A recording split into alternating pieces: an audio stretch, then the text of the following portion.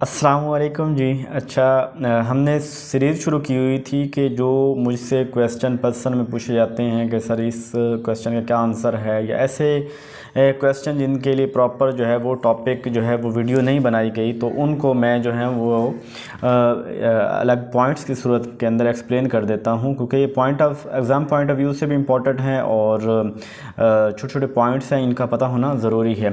तो आज 20 क्वेश्चन 21 से 40 क्वेश्चन जो हैं वो हम करेंगे। पहला है OCD, मतलब ये एक इंटरव्यू में पूछा गया what is OCD। OCD stand for, और ये क्या होता है। तो OCD बोलते हैं ऑब्सेसिव कंपल्सिव डिसऑर्डर। क्या होता है ऑब्सेसिव कंपल्सिव डिसऑर्डर।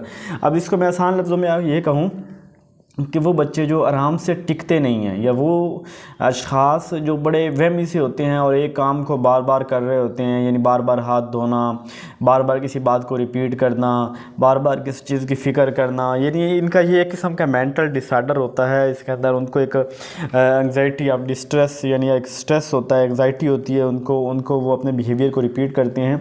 तो इसको हम क्या बोलते हैं, ऑब्सेसिव कंपल्सिव डिसऑर्डर।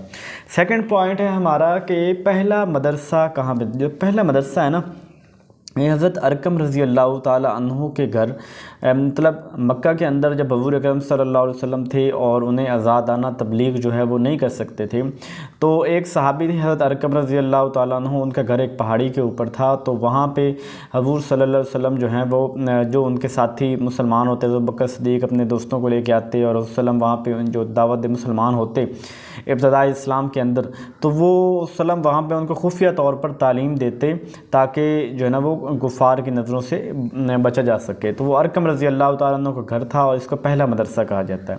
अच्छा, पहला बाकायदा मदरसा, वो मदरसा जो रेजिडेंशियल मदरसा जो है मदीना के अंदर पूछा जाएगा, मदीना के अंदर पहला मदरसा कौन सा था, या पहली रेजिडेंशियल मदरसा कौन सा था कि जहाँ पे रिहाइश थी, वो थी सुफ़ा।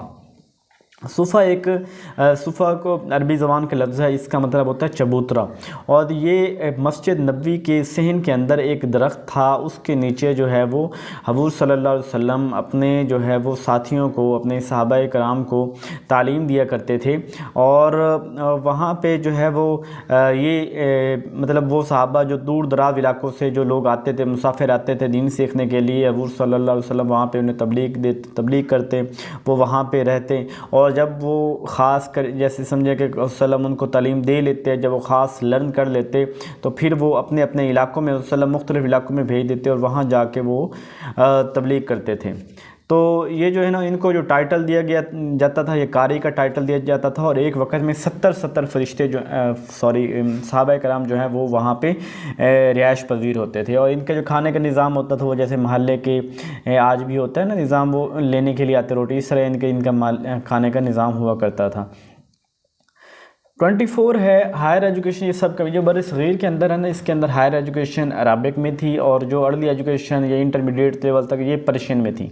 इसके अंदर इख्तलाफ है, कुछ बुक के अंदर है कि बर सग़ीर के अंदर हायर एजुकेशन भी फ़ारसी के अंदर थी, अरबिक के अंदर नहीं थी। तो ये आपने मुझे क्लियर करना है। जो लोग जिन लोगों ने कहीं अथेंटिक सोर्स से पढ़ा है वो मुझे बताएंगे कि बर सग़ीर के अंदर हायर एजुकेशन पर्शियन में थी या अरबिक में थी। अच्छा, मदरसा रहीमिया, ये पूछा गया कहीं कि मदरसा रहीमिया भी सब कॉन्टिनेंट में था, और ये शाह अब्दुल रहीम, आई थिंक ये शाह वलीउल्लाह के फादर हैं। शाह अब्दुल रहीम जो है उन्होंने ये मदरसा बनाया था, उसकी ये फाउंडर बानी है मदरसा रहीमिया बर सग़ीर के अंदर। अच्छा, एनुअल एग्ज़ामिनेशन सिस्टम जो है, यानी जो सालाना हमारे इम्तिहानात होते हैं, तो इम्तिहानात का तरीका किसने मुतारफ़ करवाया था, तो ये आदिल शाह था, एक बादशाह बर सग़ीर का। उसने जो है वो ये निज़ाम का तरीका जो है, जो इम्तिहान का सालाना निज़ाम का तरीका है, ये उसने राइज किया था। 28 पॉइंट है कि पहला मदरसा बगदाद के अंदर, यानी वो जो मदरसा अरकम की बात की, मदरसा सुफ़ा की बात थी, वो पहले की बात है। मदरसा जो है ना बगदाद के अंदर जो पहला मदरसा कायम किया गया था, वो निज़ामुल मुल्क सहालवी ने जो है वो पहला बाकायदा मदरसा 1066 के अंदर बगदाद जो है वो इराक़ का जो शहर है, इराक़ का कैपिटल है, वहाँ पर पहला मदरसा कायम किया गया। फिर जो इसके बाद 1233 1233 में मुस्तनसर बिल्ला एक बादशाह था, उसने जामिया मुस्तनसरिया, यानी ये भी यहीं बगदाद के अंदर ही है, जामिया मुस्तनसरिया, मुस्तनसर बिल्ला ने 1233 के अंदर मदरसा कायम किया। और इस मदरसा में ख़ास बात क्या थी कि ये बहुत रेनोवेटेड था, बहुत खूबसूरत प्यारा, बड़ी बिल्डिंग, बड़ी जो स्टूडेंट हैं उनको हर तरह की सहूलतें, जैसे लैंप हर स्टूडेंट को मुहैया करना, किताबें, इस तरह की, यानी समझें कि वो मदरसा निज़ामुल मुल्क सालवी उस मदरसे की बेस पे बना, लेकिन इसके अंदर जदीद सहूलतें जो है वो मुयस्सर थीं। 30 है mature relationship with classmate achieve in adolescence. जो एक मिच्योर रिलेशनशिप होता है, ये जब एक इंसान जो है वो थिंकिंग रखने लग जाता है कि ये बंदा कैसे सोचता है, ये मेरे मुताबिक है कि नहीं है, जो मिच्योर थिंकिंग आती है क्लासमेट, वो जब इंसान 11 साल से ऊपर की उम्र जाती है, बलागत की उम्र जाती है, उस वक्त उसको जो है ना वो मिच्योर रिलेशनशिप समझता है। उससे पहले जो है वो उसके रिलेशन जो होते हैं या वो जज्बातियत की बुनियाद पे होता है। जैसे बच्चों को आपको पता है कि एक ही टाइम में लड़ रहे होंगे, एक ही टाइम में खेल रहे होंगे, उनके अंदर बाइसनेस, उनके अंदर जो तकब्बर, कीना, बुग़्ज़, हसद, ये चीज़ें होती हैं, लेकिन ये चीज़ें जो है माइनर होती हैं, ये डोमिनेट नहीं होती। जो उनका जो है ना वो बिहेवियर जो है वो चेंज होता रहता है। लेकिन जो जब एक मैच्योर रिलेशनशिप, उसके अंदर ये होता है कि बच्चा अब अपनी, अगर उसके अंदर कोई बायोसनेस है तो वो एक लॉन्ग टर्म तक चलेगी, अगर उसके अंदर हसद है तो वो दूर तक चलेगा, अगर उनकी लड़ाई होगी तो वो भी फौरी जो है ना वो सुलह होने वाली नहीं होगी। तो यानी मैच्योर रिलेशनशिप क्लासमेट के साथ एडोलसेंस की एज के अंदर बनते हैं। 31 है learning to get along with age mates in childhood. अच्छा, जो बच्चे आपस में मिलजुल के खेलते हैं वो कौन सी उम्र होती है? वो 6 से लेकर 12 साल तक की उम्र होती है, कि जब बच्चा सीख जाता है कि मुझे जो खेलना है तो मुझे अपनी उम्र के लोग तलाश करने हैं और मुझे उनके साथ खेलना है। इसको गैंग एज भी कहते हैं। पूछा जाता है कि गैंग एज कौन सी होती है, क्या खासियत है, क्या उम्र? तो गैंग एज 6 से 12 साल की उम्र होती है और ये ऐसी उम्र होती है जब क्लासमेट आपस में मिलजुल के खेलते हैं। नेक्स्ट क्वेश्चन 32 है, इंपॉर्टेंट क्वेश्चन है कि जेंडर रोल्स और जेंडर क्या होता है, जेंडर आइडेंटिटी क्या होता है। एक होती है जेंडर आइडेंटिटी। जेंडर आइडेंटिटी ये होती है कि ये मेल है, ये फीमेल है, ठीक है, यानी ये उनके जो है ना वो जैसे फिज़िकली बुनियाद के ऊपर जो किसी की आइडेंटिटी होती है कि ये लड़की है, ये लड़का है, उसे जेंडर हम बोलते हैं, जेंडर आइडेंटिटी बोल रहे होते हैं। यानी हम कह रहे थे कि ये फेमिनाइन है, ये मस्कुलाइन।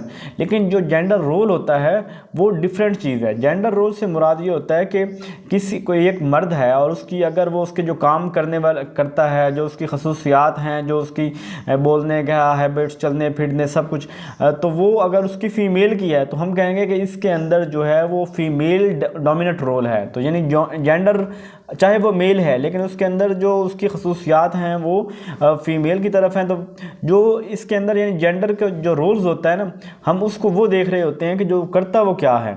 अगर हो सकता है कि किसी फीमेल के अंदर जो है ना वो मेल के, यानी वो जिस तरह है कि बैठ निकलना, मर्दों के काम करना, तो वो उसका जो वो जेंडर रोल होगा, ठीक है। नेक्स्ट क्वेश्चन है फिजियोलॉजिकल स्टेबिलिटी। जो बच्चे होते हैं जब 2 साल तक, यानी इन 2 साल की जो मुद्दत पूरी करते हैं उसके बाद वो फिजियोलॉजिकल स्टेबिलिटी हासिल कर लेते हैं। फिजियोलॉजिकल स्टेबिलिटी से मुराद ये है कि एक बच्चा जो है वो चल रहा है तो चलते चलते गिरेगा नहीं, वो अपने आप को सीधा खड़ा होना, अपने जो उसके बॉडी पार्ट्स हैं उसके ऊपर उसका कंप्लीट कंट्रोल होना कि मैंने वॉलंटरी जो है ना वो अपने हाथ से कोई चीज़ उठानी है तो वो उठा सकता है। इससे पहले हमने देखा कि बच्चा जो है जब वो सफ़ेदोकार्डल प्रॉक्सिमल डिस्टल हम देख रहे थे तो हमने ये बात की थी कि बच्चे जो है ना वो स्टेबल नहीं होते। अगर उन्हें कहा जाए कि आप सीधे खड़े हो जाएं तो बच्चे जो है ना वो लहराने लग जाएंगे। बच्चों को हम कोई चीज़ उठाने को कहते हैं तो किसी और चीज़ को हाथ मार के गिरा देंगे, यानी उनके अंदर स्टेबिलिटी नहीं होगी। तो 2 साल तक जो है ना वो बच्चा स्टेबिलिटी जो है वो हासिल कर लेता है। और इसके साथ जो सॉलिड फूड है, जो उसको जानना कि मुझे जो है ना वो वॉशरूम कैसे यूज़ करना है, ये सारी चीज़ें बच्चा 6 ईयर्स की एज तक वो कंप्लीट इसको समझ लेता है। नेक्स्ट 34 क्वेश्चन है स्वॉट क्या है। स्वॉट एनालिसिस, स्वॉट बोलते हैं strength, weakness, opportunity, threats. Important है ये क्वेश्चन जो है वो हमसे लास्ट टाइम पेपर के अंदर भी पूछा गया और ये क्वेश्चन इंटरव्यू के अंदर भी पूछा जाता है। तो यानी किसी भी शख्स का उसकी स्ट्रेंथ क्या है, उसकी वीकनेस क्या है, उसके अपॉर्चुनिटी, थ्रेट्स, या किसी भी कंपनी के लिए, किसी भी एडोलसेंस के लिए ज़रूरी होते हैं। तो इसमें से 2 इंटरनल है, 2 एक्सटर्नल हैं, ये इसको स्वॉट बोलते हैं। फिर नेक्स्ट है सिंपैथी और एम्पैथी में क्या डिफरेंस है। सिंपैथी होना है कि किसी के साथ हमदर्दी होना। यार मुझे बहुत दुख हुआ कि आपका जो है ना वो आप एग्ज़ाम के अंदर फेल हो गए, मुझे बहुत दुख हुआ कि उसने आपको मारा। तो ये जो चीज़ें, ये जब हम किसी के साथ हमदर्दी शो कर रहे होते हैं कि मैं या तेरे साथ हूँ, तो ये होती है सिंपैथी। एम्पैथी होती है कि to put your feet in someone else shoes, यानी अपने आप को किसी दूसरे की जगह पे रख के देखना। यानी एक बंदा मुझे अपने दुख बता रहा है और मैं अगर जस्ट सुन रहा हूँ और मैं उसको कह रहा हूँ यार ये तेरे साथ बुरा अच्छा नहीं हुआ, तो ये मेरी सिंपैथी। लेकिन अगर मैं कहता हूँ कि उसको उसकी दुख को, यानी अपने आप को उसकी जगह पे रख कर देखूँ और जितना दुख वो फील कर रहा है मैं भी उतना फील करूँ, इसका ये होता है कि मैं रिएक्शन दूँ, मैं फिजिकली भी मैं उसको कहूँ कि मैं तेरा बदला लूँगा, ये तो बड़ी तकलीफ की बात। यानी जब हम एक हद से ज़्यादा सिंपैथी करते हैं, जब हम उसकी बात को उसकी जगह पे जाके देखते हैं, तो वो एम्पैथी होता है। किसी के दुख को उसकी जगह पे जाके उसको यानी सही तरीके से समझना एम्पैथी हो जाएगा। आर्टिकल 25A क्या कहता है? आर्टिकल 25A कहता है कि 5 से लेकर 16 साल तक, पहली क्लास से लेकर 10वीं क्लास तक जो एजुकेशन है वो गवर्नमेंट की रिस्पॉन्सिबिलिटी है। ठीक है, ये बात करता है। और जो चिल्ड्रन की रिस्पॉन्सिबिलिटी है कि वो बच्चों को स्कूल के अंदर भेजें। 37 क्वेश्चन है अल्लामा इकबाल ओपन यूनिवर्सिटी और वर्चुअल यूनिवर्सिटी के हवाले से। देखिए, अल्लामा इकबाल ओपन यूनिवर्सिटी जो है ना, ये एक नॉन फार्मल यूनिवर्सिटी है, यानी ये क्रॉस पैंडर जो ख़त व किताबत के ज़रिए जो तालीम होती है उसको हम नॉन फार्मल एजुकेशन कहते हैं। तो अल्लामा इकबाल ओपन यूनिवर्सिटी की जो बेस है वो ख़त व किताबत की बुनियाद पर थी, तो ये नॉन फार्मल यूनिवर्सिटी है। लेकिन चूँकि अब इसके अंदर आपको पता है कि काफ़ी कोर्सेज जैसे वर्कशॉप होती हैं, तो लाइव वर्कशॉप वो नॉन फार्मल में कहाँ आएगा कि उसके लिए टाइम को भी देखना पड़ता है, हमें प्रॉपर पेपर भी देना होता है, हमें वो हर चीज़ को फॉलो करना पड़ता है। और वैसे भी अल्लामा इकबाल ओपन यूनिवर्सिटी अब बहुत से प्रोग्राम जो हैं वो जो लाइव करवा रहे हैं अपने मेन कैंपस अल्लामा इकबाल के अंदर और इस्लामाबाद के अंदर, तो वो चूँकि जहाँ पे लाइव हो रहे हैं वो सारे वो फार्मल के अंदर आ जाएंगी। तो हम कह सकते हैं कि बहुत से प्रोग्राम्स जो हैं जो ख़त व किताबत के ज़रिए हो रहे हैं वो उसके जो हैं वो नॉन फार्मल हैं, और बहुत से प्रोग्राम अब जो अल्लामा इकबाल है वो नॉन फार्मल से फार्मल की तरफ शिफ्ट कर रहा है। सेम इसी तरह वर्चुअल यूनिवर्सिटी है, वर्चुअल यूनिवर्सिटी भी नॉन फार्मल यूनिवर्सिटी है, और इसके अंदर भी जो होता है हम अपनी मर्ज़ी से डेट शीट सेंड कर रहे होते हैं, हम जो है ना वो कंटेंट मिल जाता है, हम उसको पढ़ रहे होते हैं, और जहाँ पे हमें टाइम को फॉलो करना पड़े, जहाँ पे हम सारे रूल्स रेगुलेशन यूनिफॉर्म सब चीज़ को फॉलो करना पड़े, तो वो हमारे लिए क्या हो जाती है, वो फार्मल हो जाती हैं। जूम जो होता है ना, जूम की ट्रेनिंग, ये हमारी एक किस्म की नॉन फार्मल एजुकेशन है, क्योंकि इसके अंदर हम जो है ना वो प्रॉपर यूनिफॉर्म हमने नहीं पहननी, प्रॉपर जो टाइम तो होता है कि चलो जो जूम की है, लेकिन ये है कि इसके अंदर फिजिकली हम प्रेजेंस तो नहीं होती ना, कि हम सामने बैठे तो नहीं होते। अच्छा, सोसाइटी के सही जो हम लर्निंग कर रहे होते हैं वो इंसिडेंटल होती है, इनफॉर्मल लर्निंग होती है, जैसे सोसाइटी के अंदर जो हम कहीं पे किसी इलाके से सीख रहे हैं। और इसके अलावा ICT जो हम कंप्यूटर टेक्नोलॉजी से सीख रहे हैं, नॉन फार्मल होगी, यानी मैं कोई कोर्स कर रहा हूँ कंप्यूटर की मदद से, या मैं यूट्यूब के ऊपर कोई कोर्स कर रहा हूँ, फ्रीलांसिंग सीख रहा हूँ, तो ये जो है कि ये मेरी नॉन फार्मल एजुकेशन होगी। नेक्स्ट क्वेश्चन है CPD कहते हैं कंटिन्यूस प्रोफेशनल डेवलपमेंट। 38 क्वेश्चन।